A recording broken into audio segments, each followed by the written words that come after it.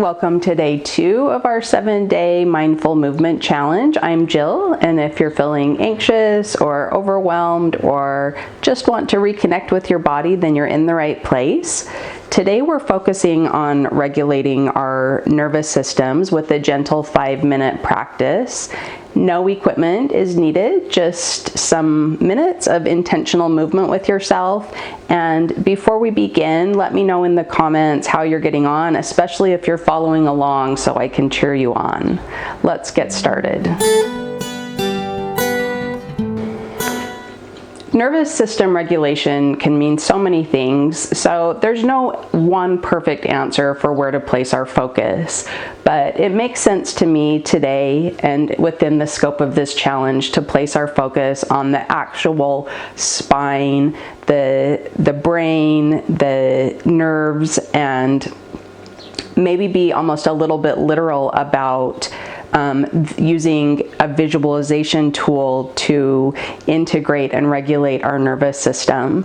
So we are going to stay standing. Just find yourself in a comfortable position and close off your eyes as we want our attention to be directed inward.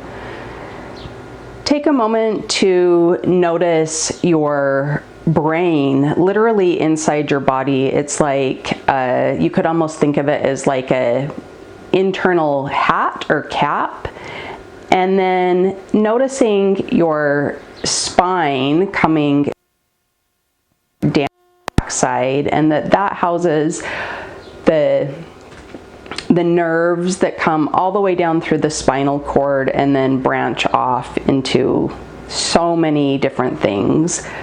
But let's get a nice clear image in our mind's eye of that brain and the spinal cord moving down towards our tailbone. And then we're going to use that image to guide movement. So if you imagine that you are nothing more than this spinal cord, and that's what dictates your movement, you're welcome to open your eyes.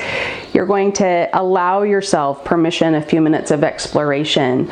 So maybe that spine and brain want to swing to the side, and it's almost like a kite where there's a real sense of exploration and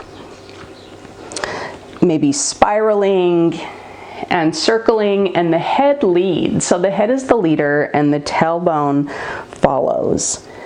Wherever you go is correct for you today. We'll organize together in a moment. So these first few minutes are just for you to, again, have permission to play. And if you find that really challenging to give yourself permission to play with movement, that's something to be aware of as well. So, when we were little and healthy and our nervous systems were regulated, most of us probably didn't need permission to play. We didn't need to follow someone else's movement. We were able to find it on our own. We could maybe explore a cartwheel or some skipping or anything that just felt that drew our fancy. So when you feel like you've had a moment to explore that, pause, and then we will kind of organize it a bit. So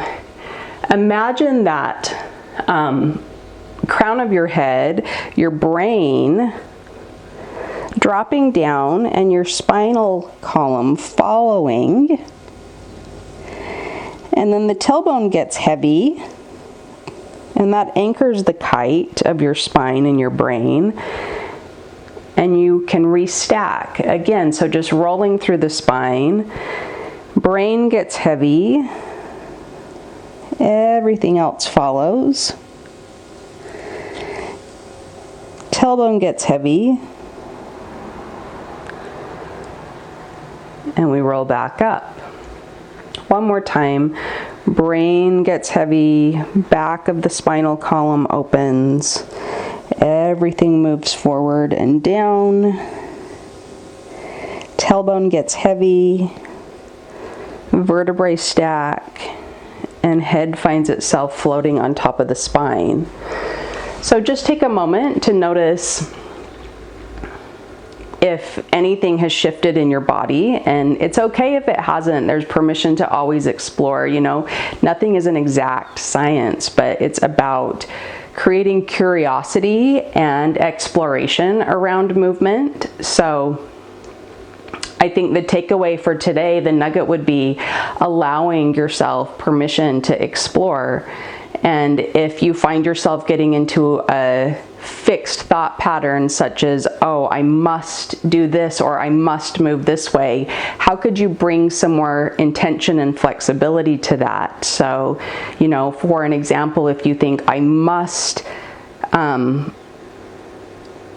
squat to pick something up, but that's not working for you on a given day, then maybe you could think, well, how could I bring this image of the kite to come down to the floor to pick something up?